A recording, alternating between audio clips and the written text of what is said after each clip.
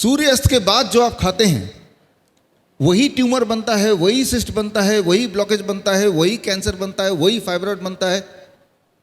खाओ मत सूरज के ढलने के बाद, तो नहीं बनेगा। और जो है, मान लो किसी के बॉडी में कैंसर है, हमारे 55 हॉस्पिटल्स हैं, हम क्या करते हैं 6 बजे हम अपना किचन बंद कर देते हैं। हमें पता है जब हम इनको खाने देंगे नहीं 6 बजे के बाद, तो वो कैंसर सेल को, जो कैंसर के सेल है, उनको खुराक नहीं मिलेगी तो उनको मरना ही होगा।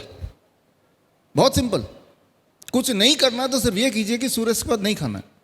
जैसे ही आप ये करेंगे तो आप देखेंगे कि सुबह जब उठेंगे तो कॉन्स्टिपेशन धीरे धीरे ठीक होने लगेगा। सुबह उठते पूरे बॉडी में जोड़ों में दर्द होता है, वो धीरे धीरे ठीक होने लगेगा, राइट। ब्लड शुगर अपने आप में धीरे धीरे ठीक होने लगेगा, डाइट बिना चेंज किए भी, है ना।